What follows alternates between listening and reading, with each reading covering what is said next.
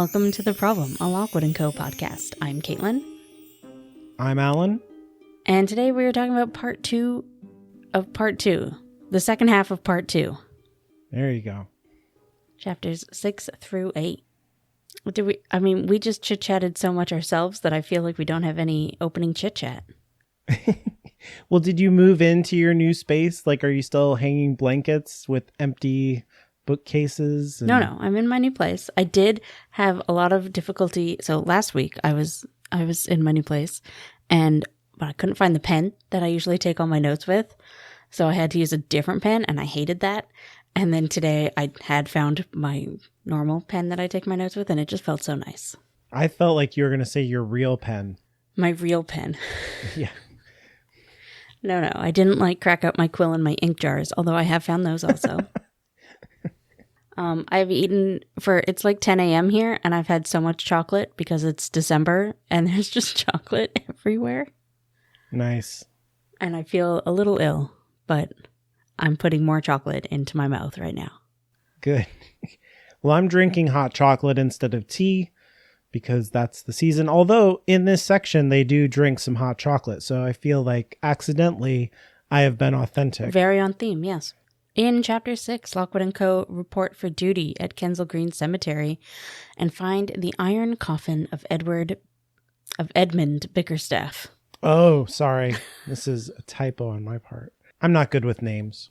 See, and I take particular note of the Edmund thing because that's also a Narnia character like Lucy. Oh, yeah.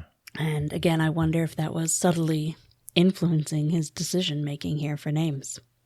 It's also kind of like a oldie name, like he's from a different time. An oldie name.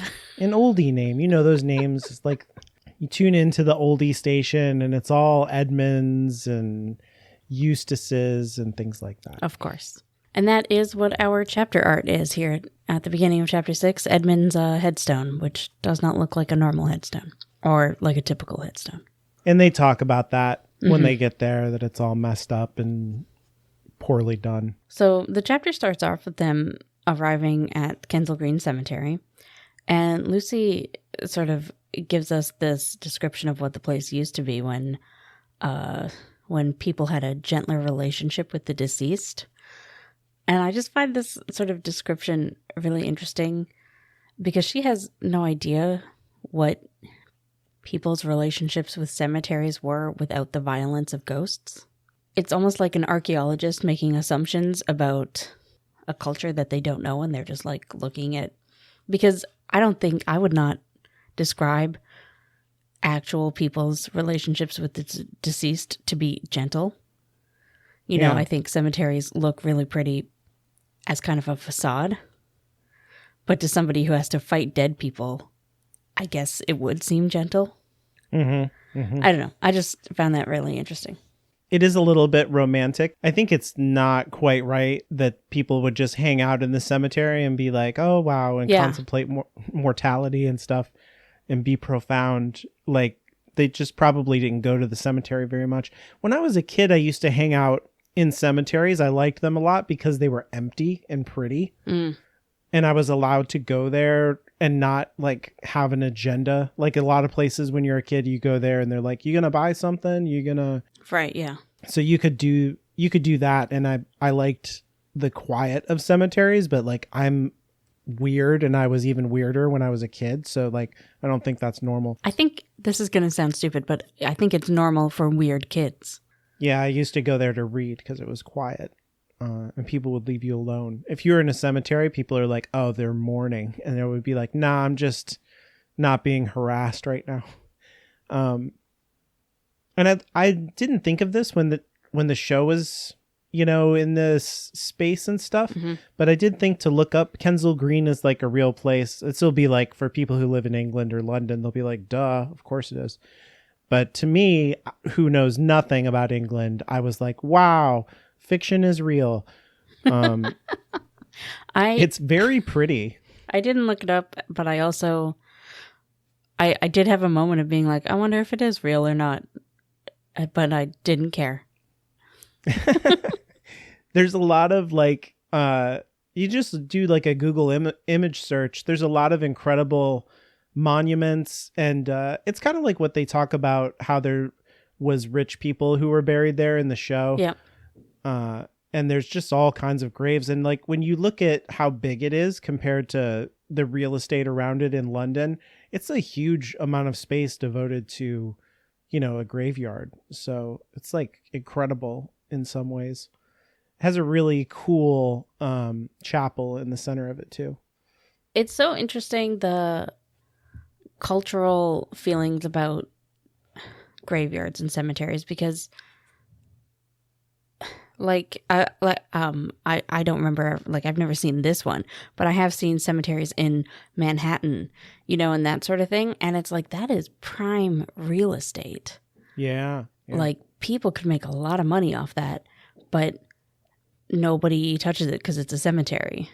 And it's just interesting, the things that we will and won't disturb for money. Yep, but it's a real place, and it's very pretty, like she said, but now it's enemy territory. Yeah, and she also has a line that says, "We were not welcome there." Yeah. And again, I don't think that's really that different. I think a lot of people feel now, unless you're actively at a funeral, you don't feel very welcome at a cemetery. Weird kids aside. I think that's what was appealing about it to me, was that people are not welcome there. Yeah, generally. Exactly. Yeah. So it's interesting what's the same and what is not the same. And also how she's like romanticized the lives of the people pre-problem. Yeah, I think you're right about that. I think this is like a perception thing on her part that's not quite right. Like, obviously it is more dangerous for her and for the kids of their time. But I'm just saying, like, we all feel that, like, we don't quite belong here in a cemetery even now. And which I do think probably inspired parts of these books, right? Yeah. These books are for the weird kids anyway, so. Yeah, exactly. And then we get a bit about the ghost cult. Mm-hmm. And it's so short, and I don't remember it ever coming up again in this book. And I'm like, this is it? I want more. Please tell me more. What did these people, like, I want them to be a big plot point, and they never are. Yeah. I like this element of the world building. I find it very authentic. Yes. And it's like really easy to see this from having lived through the pandemic with COVID and stuff. Absolutely. Yeah. Denialism. It's interesting. It's really well observed on Strahd's part. And also just people who, like, there's a lot of people out there who would do anything to talk to a loved one last time, right? Yeah. Even when there's ample evidence around them that it would be dangerous and that it would not work out well for them, that they would not get what they want, they still would do it. Yeah. So, yeah, no, this makes total sense. And I wish we got more of it, because it is really interesting and I want to know more about these people. It's interesting, too, to like refer to them as cults.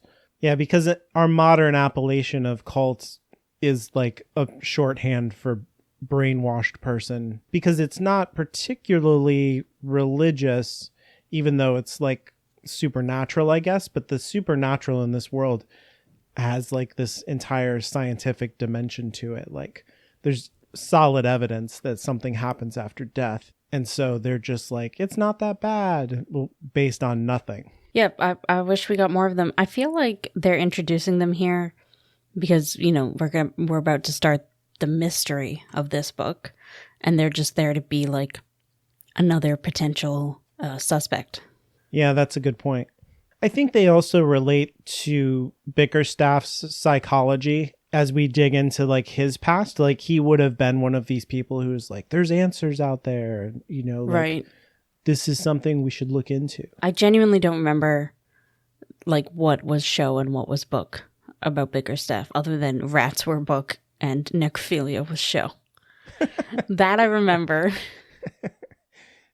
But everything else, it's all smooshed in my head. So It'll be interesting to see what's what. There is a funny moment in that spot that we're talking about where they meet the cult. And one of them has a sign that says, "We welcome our friends from the other side." And Lucy says, "Personally, I'd like to welcome them with a magnesium flare." Yeah. Our fire-loving Lucy is ready to explode some stuff. Yeah, a little pyro. I love her. And that one is one of those ones that's highlighted by hundreds and hundreds of people. So they love it. Also, she has a ghost friend, and it's not all that it's cracked up to be. That's funny. Yeah. And then we meet a little snot of a kid who I love. Yeah, this is good. He's like, I'm not paid enough for this shit. Yeah. He's like an old man who's over all of it, but he's like 8. Yeah, that's almost exactly like I highlighted here. It talks about this is a Night Watch kid who is basically controlling the gate so that civilians don't come in and out and like cause problems that everybody else is going to have to deal with. So they're like, we're agents. And he's like, he gives them a lot of guff because they don't have uniforms. Mm-hmm.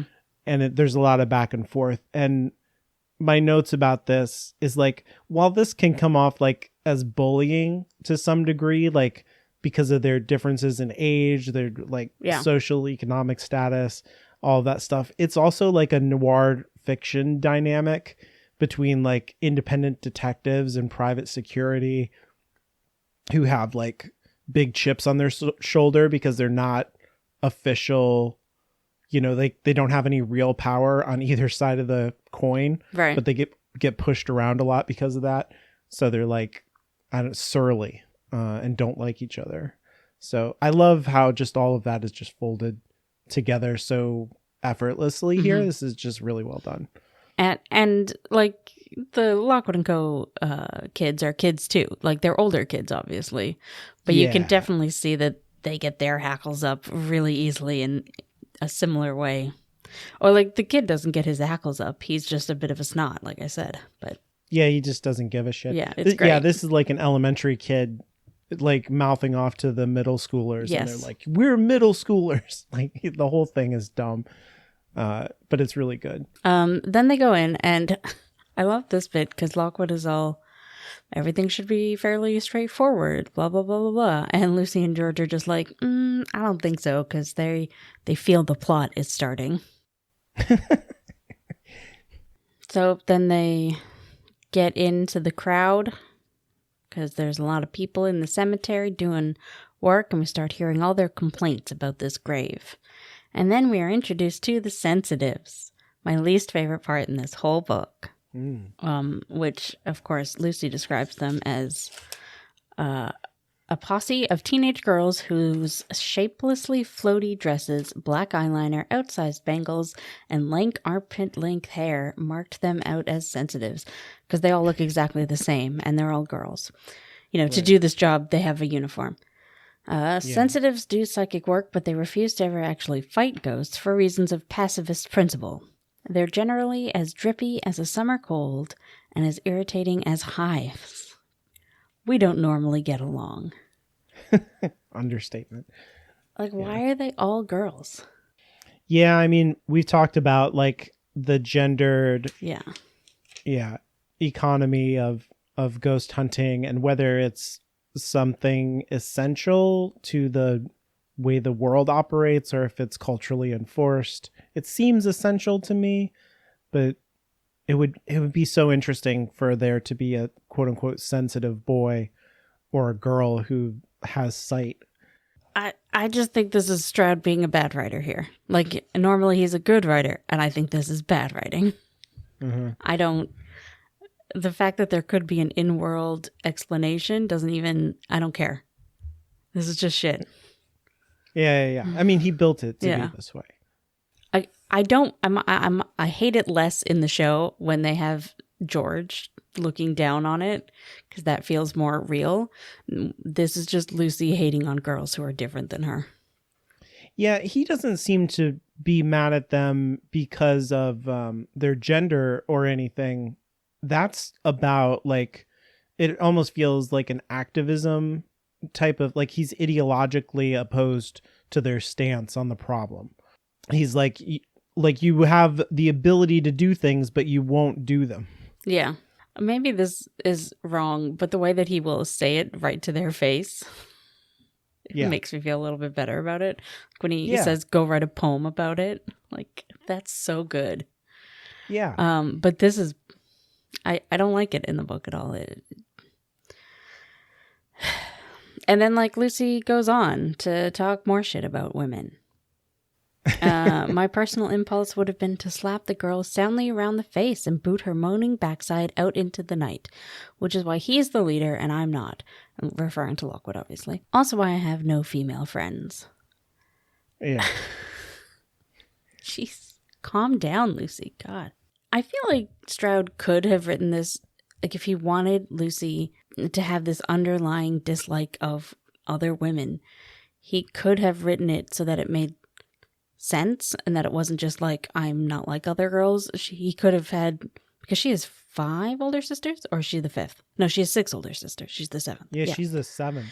Yeah. And a mom who was probably not a great mom in the books. Obviously, she's definitely not a great mom in the show. We don't know too much about the books, though.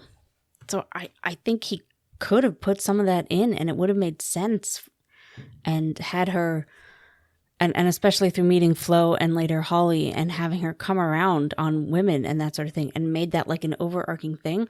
But even if he intended it that way, it's so subtle in the books that it really just does come across as her hating women for no reason. Yeah, I don't get the sense that like her mom is especially femme in her, presentation.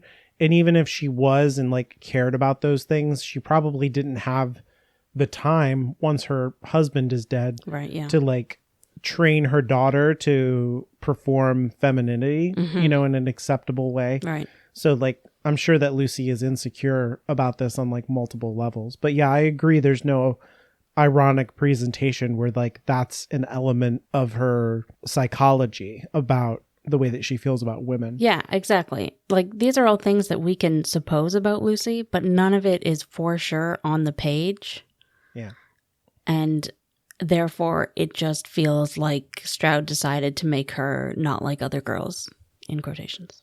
My notes here around this, because I trusted you to handle everything we're talking about, were like around all of the hierarchies that we're getting here. Like there's a lot of effortless world building around the ghost fighting culture of like all these different things that are not agents. They're upset, but there's also like, because of this situation with Bickerstaff, but there's a lot of like underneath that, there's a lot of like social hierarchy, like we're agents and you're not, and you're Night Watch and you're sensitives and this is why you're bad and we're good.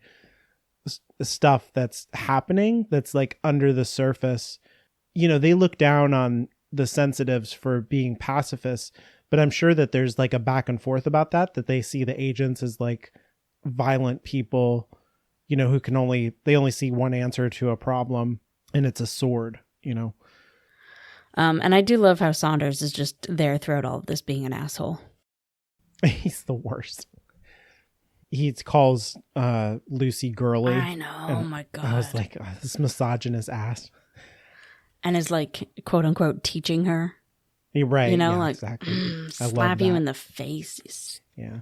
Dodgy bullshit. I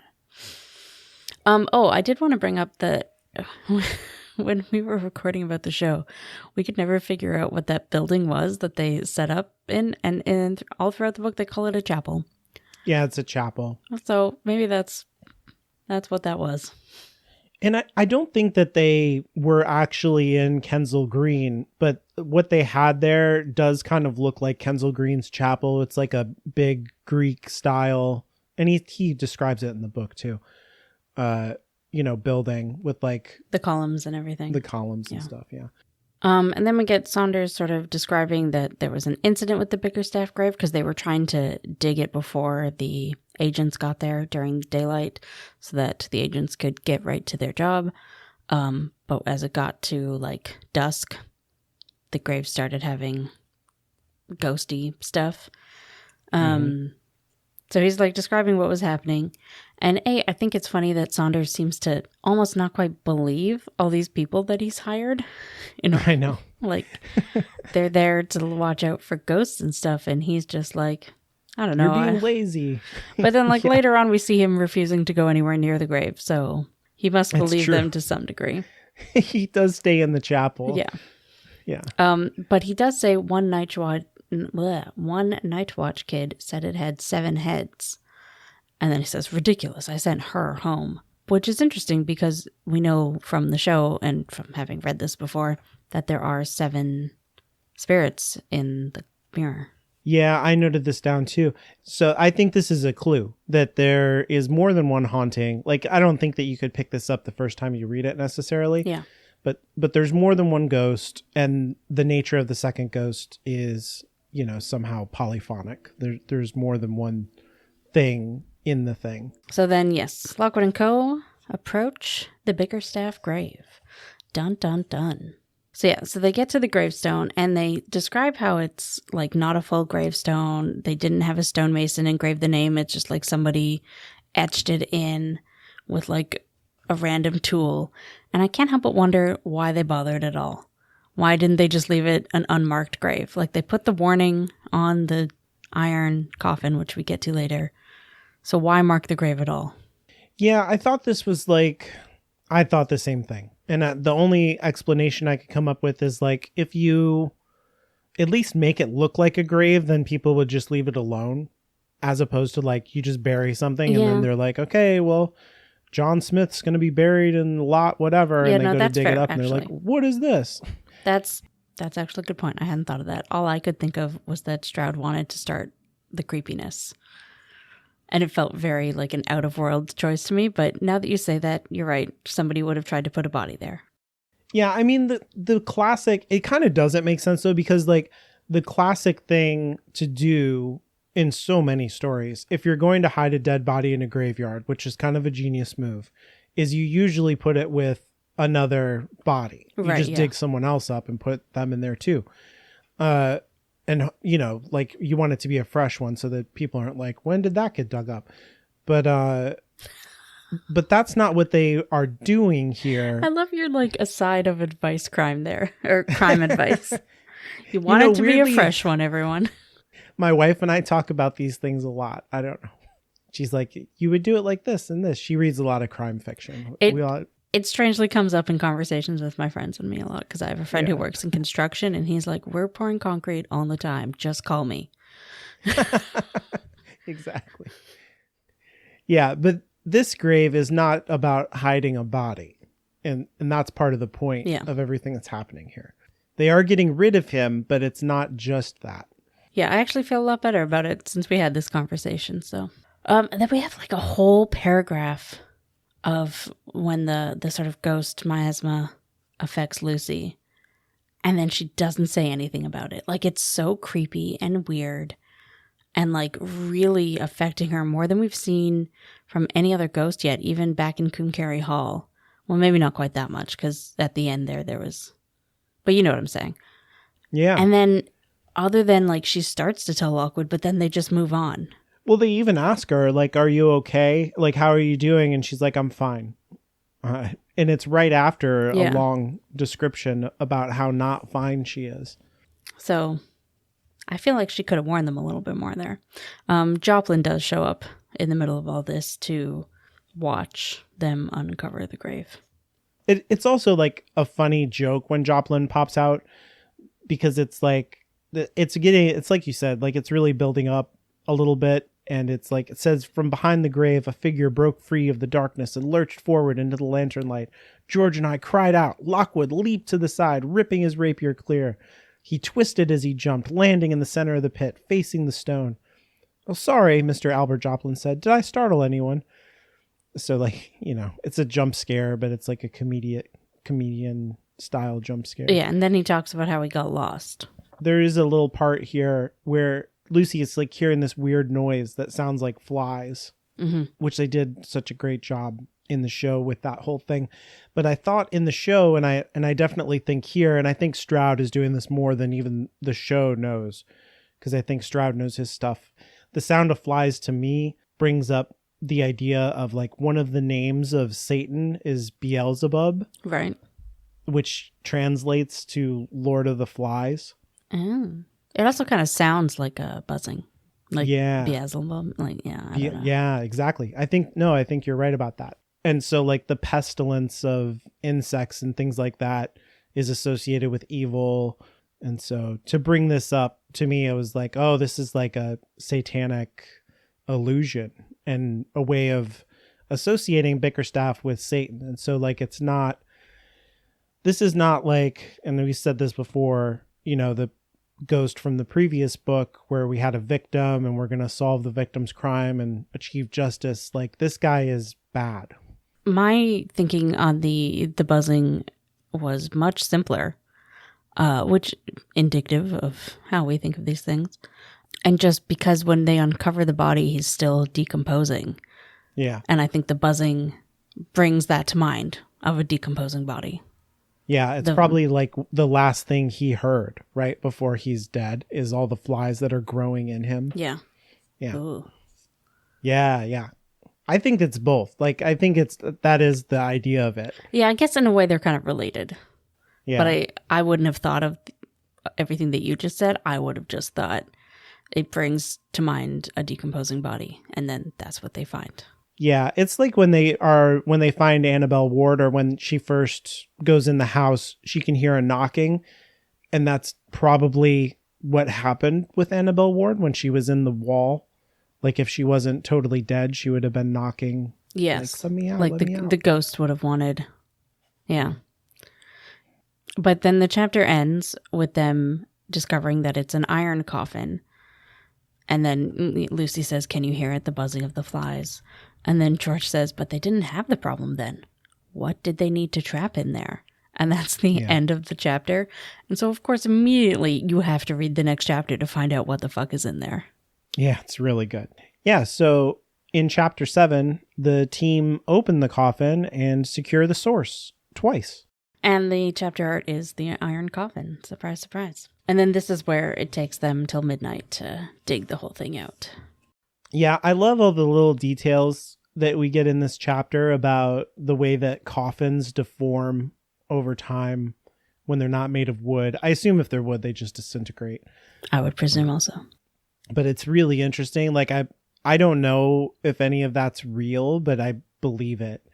It seems like Stroud really knows what he's talking about. And so, like, the picture is it shows how the earth has deformed the iron coffin over time. That's interesting to me, though, because I don't really think of iron as, especially since it was only 4 feet down. Yeah. I don't know. Maybe I'm incredibly wrong, because obviously, like, 4 feet of earth and dirt and stuff is quite heavy. But I think of iron as being stronger than that.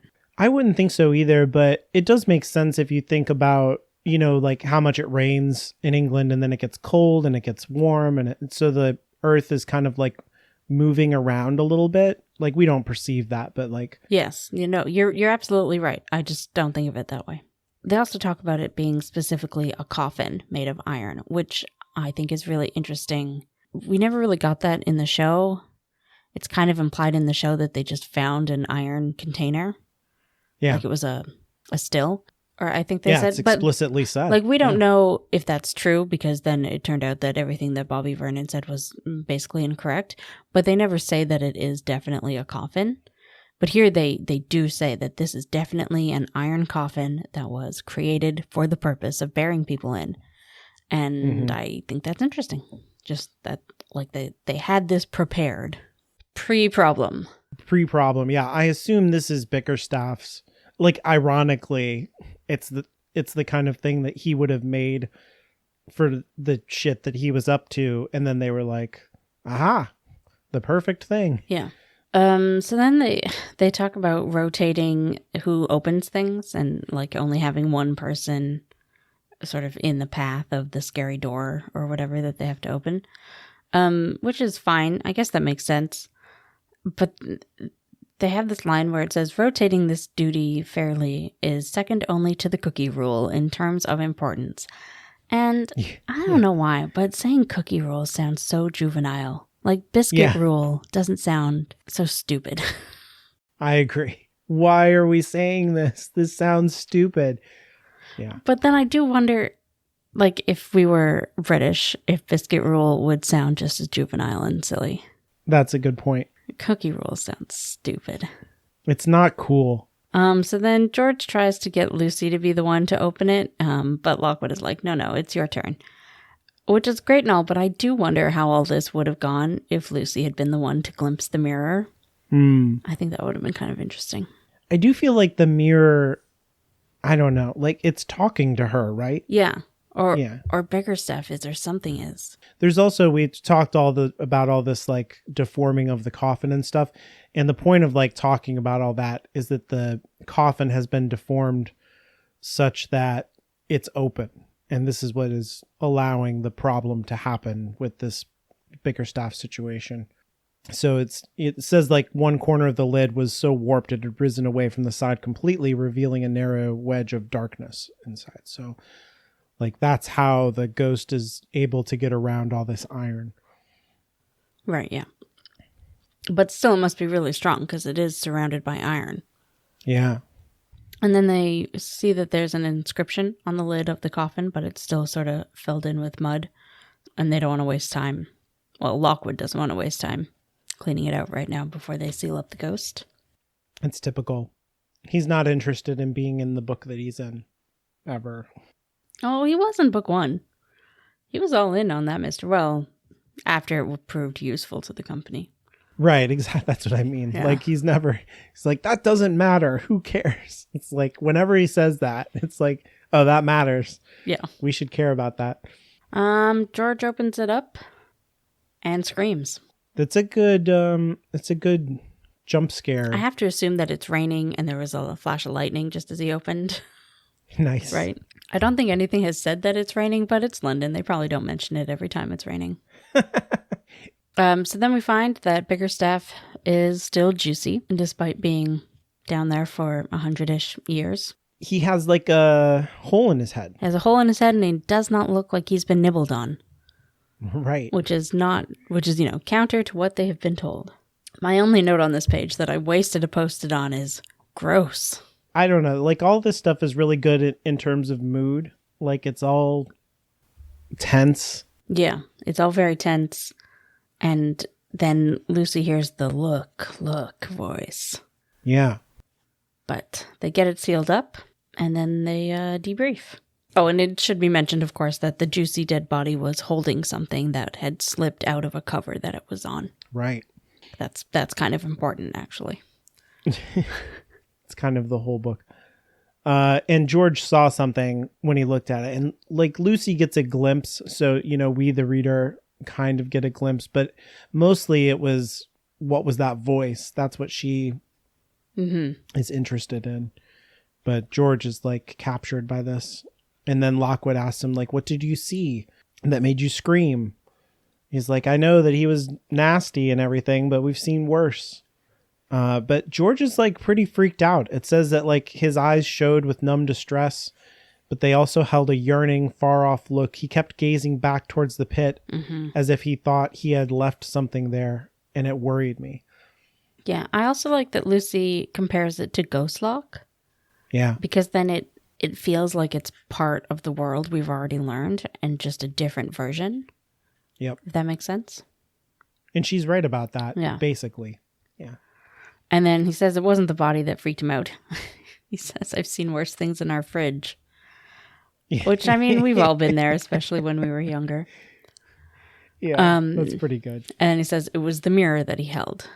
And he goes on to describe it. And I really love this line. And it was in the show too, but he says it was all black, basically. But there was something in the blackness.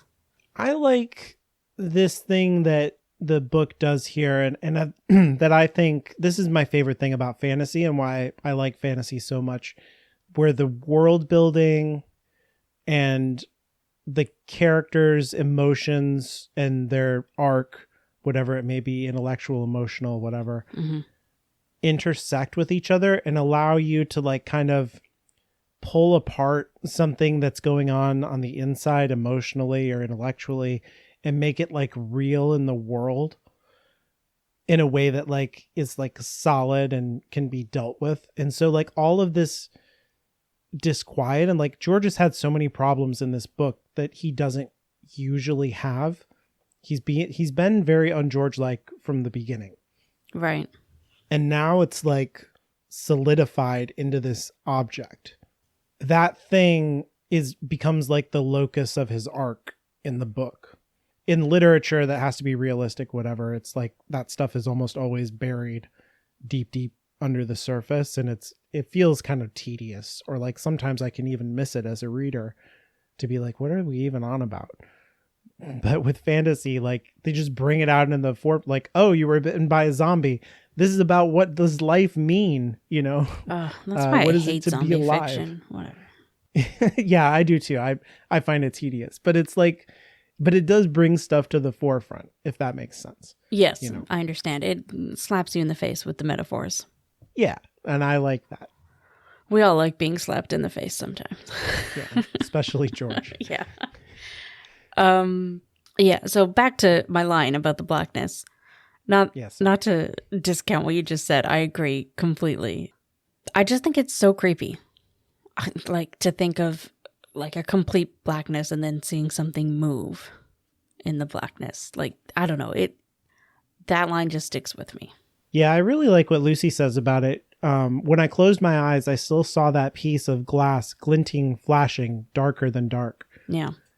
And those, like, that kind of doesn't go together, glinting and flashing and then darker than dark. Yeah. But like, I totally understand what she means. And it's very disquieting. And then we get them talking about how the coffin was iron but from before the problem. Mm-hmm.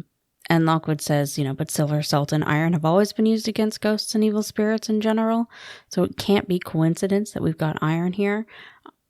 And I think that's interesting that they're kind of all getting on board that like something supernatural was happening with Bickerstaff again, more than 100 years before the problem. Yeah, so I love that like George knows that. And I also love that like Lockwood kind of doesn't care. He's like, whatever, doesn't matter. Well, it was Lockwood who said that though. Yeah. But I think as a way of dismissal, because George is like, how did they know about iron and Bickerstaff's time? Yes. And Lockwood's like, they've always known. Who cares?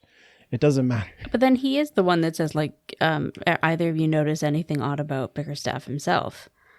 And they say, yeah, he wasn't eaten. Right. And he had a hole in his head that looked like he was shot, probably. And it's important that we kind of underline that in case anybody missed it, because it is like the entree into the wider mystery of who is Bickerstaff, what is this mirror, what's the relationship between them and Bickerstaff's death and all that stuff. But then Saunders and Joplin come over. They want to move Joplin wants to move the coffin into the chapel because of thieves and relic men. And Lockwood is like not into it, but he says, we'll just keep the net in position and replace the chains around it when it's moved. And don't let anyone go near it. Which I guess after they move it, he means, because to move it, people would have to go near it. And I just think that that's interesting, because later on he's like, never let people in. Like, non-agents, what are you doing? But they would have, I guess, because they would have been gone by that point, and it wouldn't have been their problem. But it's just funny. Yeah, I think it also shows that, like, it's irregular to want to move this thing at night. Yeah. Like, it makes sense when you understand everything that's happening in the book, why Joplin wants this. But it also makes sense from like everything that we've gotten from Saunders, who's like complaining that we've lost half the night of work. Like this whole thing is holding up his operation. That's what he really cares about. And so they just want to get it out of the way so he can continue to excavate and make money. It also feels a lot like when you have something really scary, you want to do everything in your power to dismiss it, to make it not scary. Yep. I mean, if we didn't know what we know about Joplin, I would buy it, that he just wanted to move it and forget about it. Yep. That makes sense. Lockwood goes away with Saunders to sign paperwork and get paid, which is what they both care about. Yep. And George wants to go back to the coffin, and Joplin wants to go look at the coffin. They have different reasons for wanting this, but like, it is all around a bad choice, and Lucy helplessly watches them try and kill themselves, basically. Yeah, so George and Joplin, without telling anyone, basically go to look at the inscription. And of course, they dislodge the silver net when they do that, and Lucy starts hearing the voice again. And this time a ghost appears. But this time it says something different. It says, look. But then it says, I'll give you your heart's desire. Which is like super interesting. Like magic mirrors, your deepest desires. Mm-hmm. That's like a long folklore tradition of that kind of stuff. And it always turns out really well. Always. Yeah. It's never turned out poorly for anyone. Not ever. I do wish we'd gone a bit more in depth into like, what is Lucy's deepest desire? Because she never really thinks about it. At least not that I remember. Maybe we do later. But I kind of wish some of that had been dwelled upon. I think that part of it is what I said in the show too, that like the deepest desire that all of us have is to die. To like that is like a real thing in psychology, that like that's your deepest, most like the thing that your unconscious suppresses the most deeply is that you don't want to be alive anymore. And the more that you're like, I don't want to die, then that means you're repressing it more. That's like the kind of like shitty thing about the unconscious, is in terms of like you can't disprove its reality, because anytime you're like, well, I don't feel that way, you'd be like, well, your unconscious is repressing it, obviously. But yeah, so that's how I read it, is like what the mirror, whether that's true or not. Like, I don't know that it could see your actual real desire, but it might tell you that your desire is to be dead. That's interesting. Yeah. I like the that. ghost lock, like, convinces you that that's true. But like, even if that's what Stroud was going for, I wish we dived further into that. Yeah, I agree. This is one of the reasons that I really liked the show, because it kind of makes Lucy and Lockwood in particular deal with and confront their underlying desire for death. Mm-hmm. Whether their desire for death is not necessarily for themselves to be dead, but to be closer to death. Like, I don't know if I'm explaining that correctly. No, I get you. Yeah, their trauma's all fucked up, right? So yeah. So the ghost of Bickerstaff does appear near George and Joplin, which is interesting because the ghost did not appear before. And in fact, Lockwood literally just said there'd been no tangible ghost at all. Right. And then Lucy chucks a rapier at it. The description of the actual ghost, I was like, wow, I think this is just really evocative. It says the shape dropped down, the open mouth, the teeth descending in an arc. Mm-hmm. I threw the sword. It spun like a wheel against the sky. Like, wow. I did like that the show interpreted that as just make it real big. Yeah. I think the ghost in the show works. I like it. No, I like it too. I'm just teasing. And she hears the I give you your heart's desire one more time before the ghost disappears and they get it all sealed up again. Yeah. It's very scary. She nails the ghost. Yeah, Mrs. George and Joplin gets the ghost gone. Lockwood jumps in and gets everything back, I guess. And that's the end of the chapter. It says the visitor was gone. Yeah. And then in Chapter 8, back at Portland Row, the Iron Trio decide to argue with each other. Skull talks to Lucy again, and Saunders calls with a report that the mirror has been stolen. And the chapter art is the hot chocolate that they drink, or cocoa as they call it, which, you can see marshmallows in it. So when I wrote down my note, but it's only 2 marshmallows, which is ridiculous. So when I wrote down my note, I was like, hot chocolate or tea? Yeah, because when I noticed this... Because one of them doesn't have marshmallows. So... Well, I didn't notice the picture now that you point this out, but I did notice that when George goes to make it, he knows the way that Lockwood and Lucy like it. Mm-hmm. And he says that, Lockwood wants it extra frothy, which makes Lockwood very worried. And then Lucy, he says, you take with 2 sugars. And I was like, do people add sugar to their hot chocolate? I have to assume he was making it from scratch, warming milk and putting cocoa in and then putting some sugar in. Yeah. Not putting in a mix or anything. Yeah. I mean, I make hot cocoa, but I guess I just don't do anything to it. But you put sugar in it, right? Anybody. Well, yeah, but while you said, while you're making it, but not after. If somebody wanted to be sweeter, I guess I would be like, you're a terrible person. Why would you do that? That's true, actually. The whole point of making it yourself is that you can make it extra chocolatey and not as sweet as the instant mixes. Well, Lucy has a sweet tooth, I guess. Marshmallows, is like, what I'm saying. What else could they be, though? But they would be 2 sugar cubes, like he said. Oh.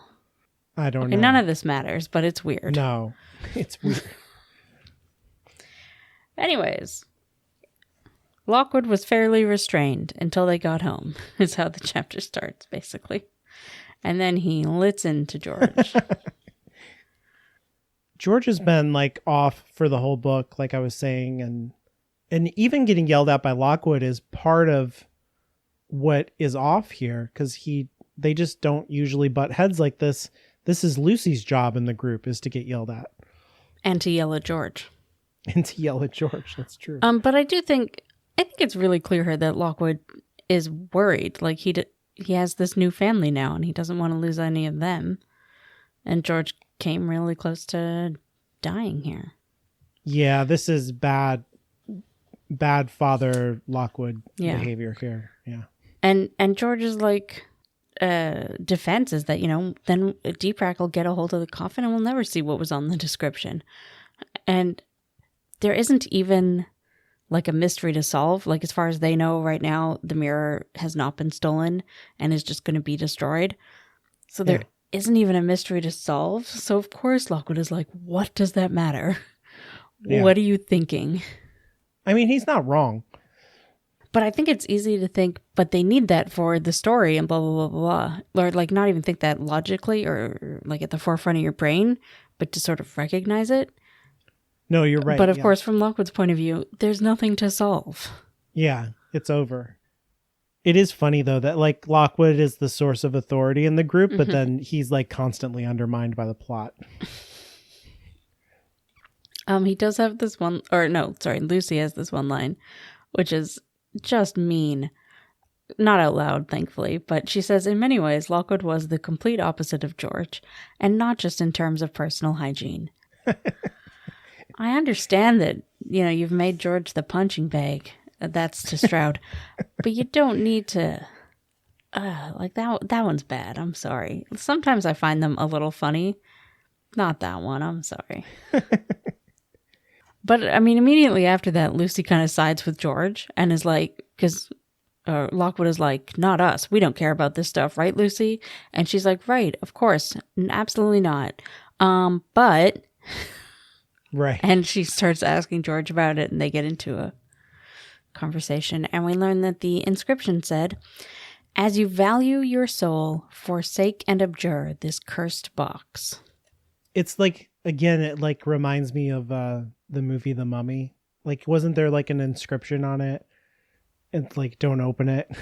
And then they open it and it's all juicy inside. The inscription was on the inside. He carved it with his fingernails. Oh, that's right. Wasn't it? I think. Yeah. Death is not the end or something like that. Death is only the beginning. Death is only the beginning. I've seen that movie a lot. Oh, me too. A million times. I love that movie.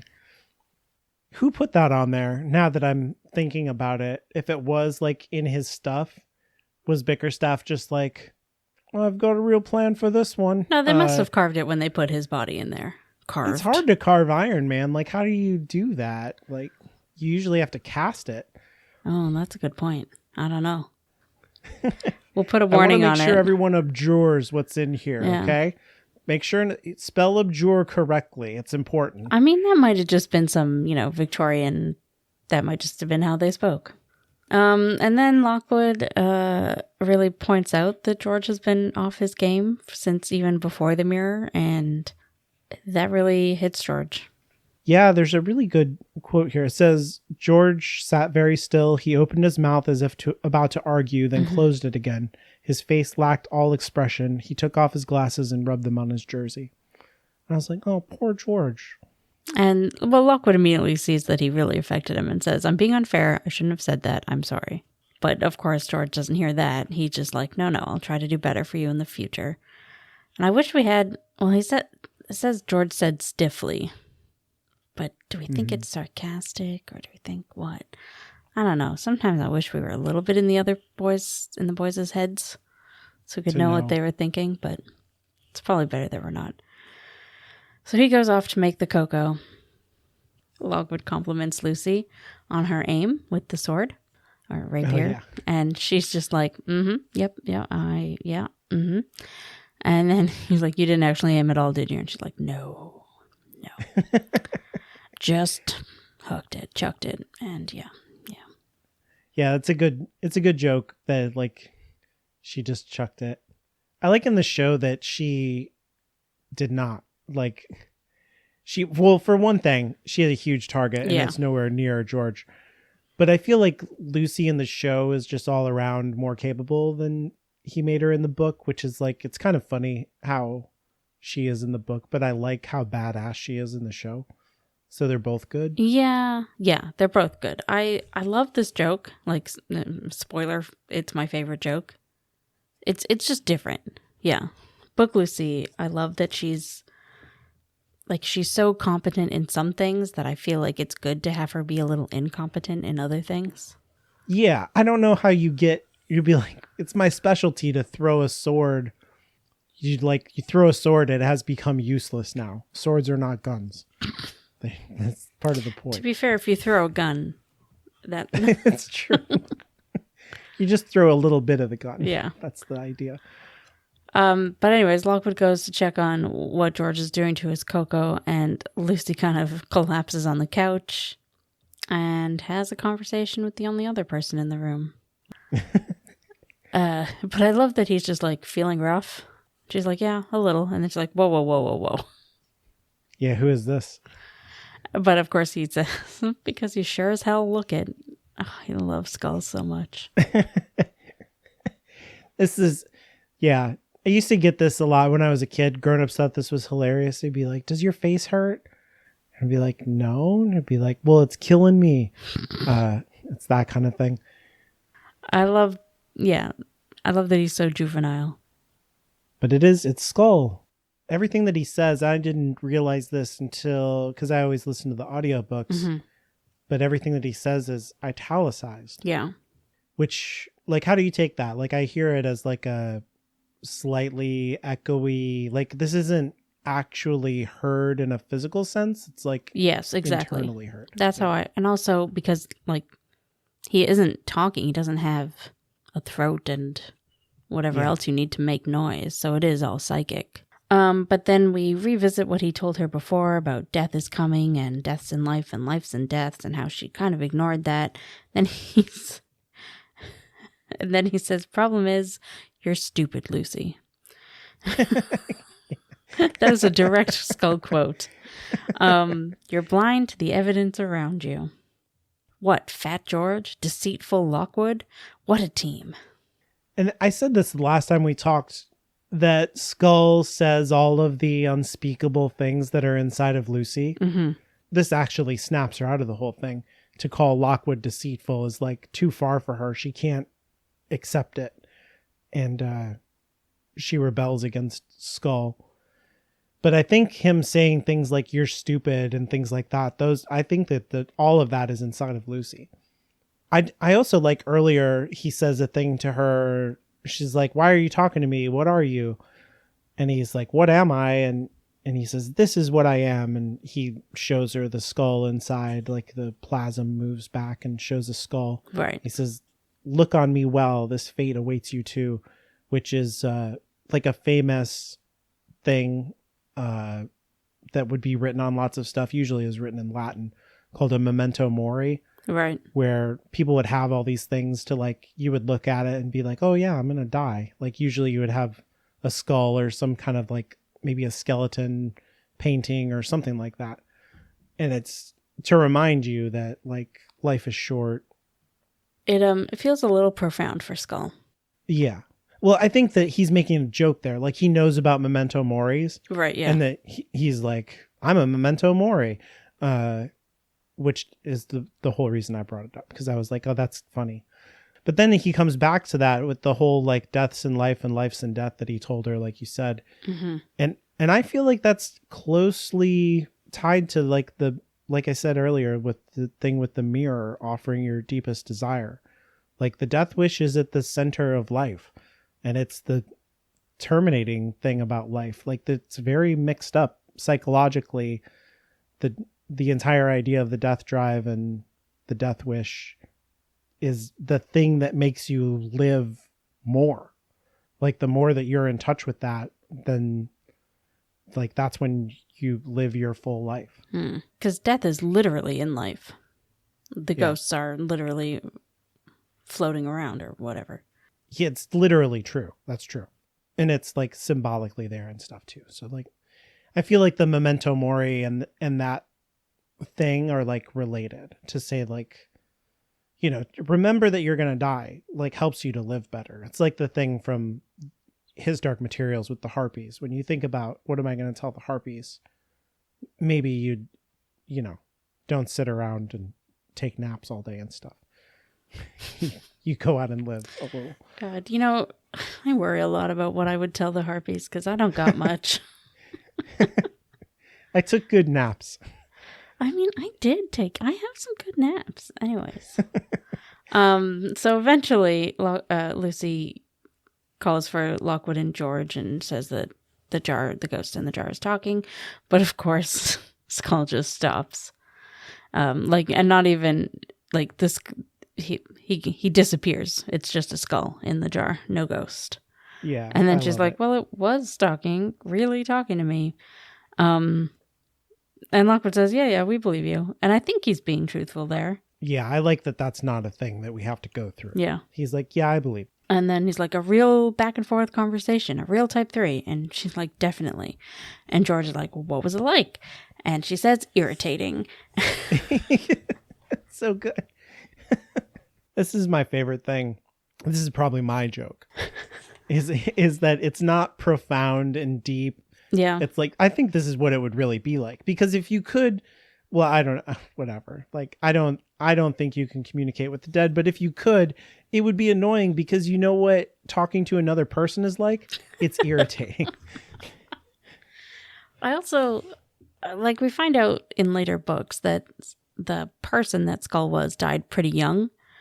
So it's not like talking to an adult. Right? It is kind of like he stopped maturing when he died.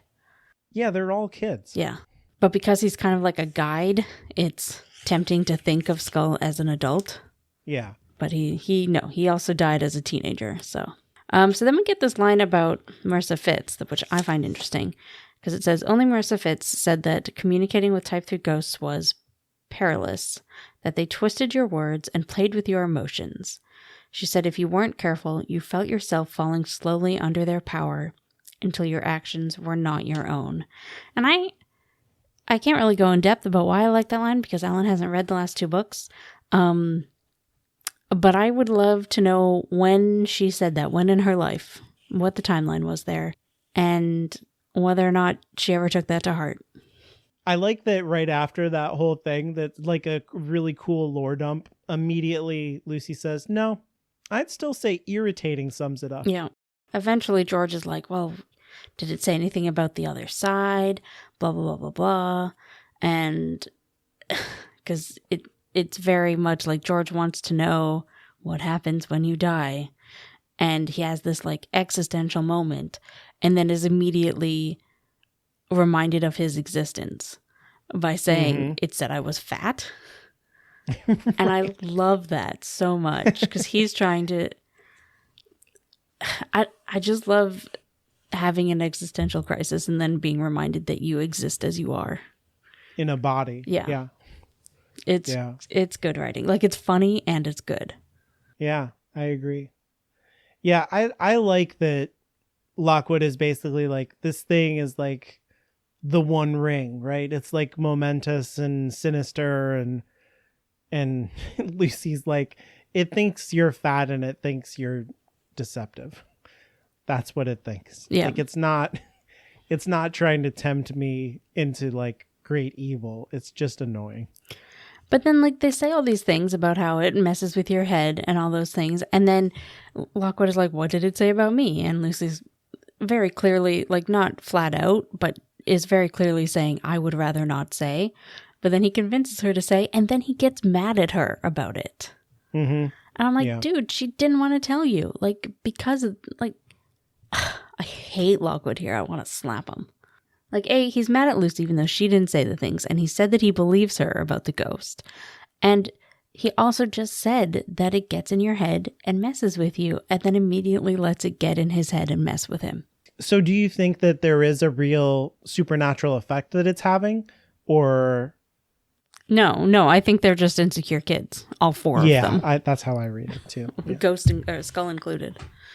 Yeah, I think he knows the exact thing that will upset all of them. Yeah, but it's not like he's been there so long and he's watched them day in and day out and listened to all their conversations and knows what makes them tick.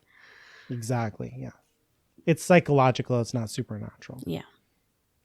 Yeah, his disposition to make them upset might be a supernatural thing that, like, he's whatever, like, teenage asshole he was in life might be turned up a million times. Or at least he's a type 3. I don't know if it's like supernaturally turned out or like once you're dead, why care? Yeah, in the show, they make him a little bit more lonely, it feels like. He's like, oh, I haven't talked to anybody in so long and just talk to me. But in here, it doesn't seem that way. He's just like, oh, this will get him. If I say this right now, she's really vulnerable right now. I could really fuck with her. I like that, though, in the book, because I do think Skull feels that way in the books, but he would never say it. Yeah. But especially in the later books, you do get that from him, but not in, like, he never says those words. There are a lot of stories that are like that, where it's like, you know, the genie or like a demon or an angel coming into a binding circle or something like that. And then like the summoner or whoever the master of the spirit is like, tell me secrets, blah, blah, blah. And then it's just by communicating with that supernatural entity, it undoes the mortal person. I think that's like a lore thing that Stroud is really bringing into the story by calling him the ghost in the jar. But I don't think that's what's happening here specifically. I feel like there's also, like, along the same lines of what you were saying, there's a lot of stories where you find out that the evil person is evil because they've had this communication with a being. Right. And maybe they wouldn't have been evil if that had never happened. Yeah. Yeah, that seems to be what Marissa Fitz said, right? Like, don't talk to these things. Yeah, exactly. I didn't want to bring more spoilers in, so I didn't say that. No. I get that. And it's like, I think that's germane to the book, though, too. Because, like, what the mirror is and all that stuff. So, like, all of this is important to have in the back of your mind, even if that's not exactly what's happening with Skull. Like, the idea of it is important to have. Mm-hmm. And George kind of points that out. He says, looks like Marissa Fitz was right. Type 3 ghosts do mess with your head and play with your emotions. Look at the two of you now, arguing over nothing. And then after that, they get a phone call at 4:30 in the morning because the mirror has been stolen. Dun, dun, dun. I don't know about you. Well, maybe it's different without cell phones, but if I got a phone call at 4:30 in the morning, I would not answer. Well, that's their working hours, so... I guess that's fair. Do you think they have caller ID? No, I don't. I feel like anything even resembling better communication, like caller ID and that sort of thing, takes the mystery out of the mystery. Maybe not like 100%, but some of it. Oh, yeah, I don't think they have it. They don't have that stuff. All right. Did you have anything else to say? No, I think we both talked about our favorite jokes this time already. Yeah, mine, as I said, was the, you didn't actually aim it at all, did you? No. You just chucked it. In fact, it was pure blind luck. Yup. I love it because I can hear their voices so clearly. Yeah, and mine is just that it's irritating. There's all of this. There's good build up about, like, it's supernaturally evil and important. And she's like, nah, he's annoying. I mean, Skull in a nutshell. Yeah. Him being this, like, mythical type 3 ghost that nobody, other than one person who's dead, has ever seen before. And he's just like, you all suck. You're fat. Yeah. It's like, that's good. You're stupid, you're secretive, and you're fat. Yeah.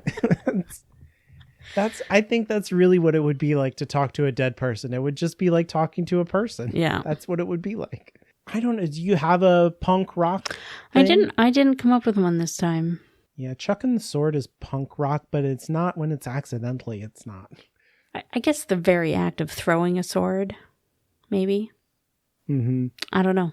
Maybe the act of burying a coffin illegally in a posh cemetery is itself the most punk rock thing that happens. But it was far in the past and not done by our characters. Yeah. Very unpunk rock chapters, which is unfortunate. But next week, we're on to part 3. Part 3, The Missing Mirror, which has 6 chapters, so we'll probably break that into 3 and 3 again. But I haven't read ahead, so I don't know. Because we are not very prepared. All right. If you have anything to say about anything that we've discussed today, you can always reach out to us on Twitter at Lockwood Podcast, or you can follow me on Twitter at Inferior Caitlin. You can send your emails to contact@hologroundmedia.com or visit the contact page, hologroundmedia.com/contact. And remember to be irritating after you die.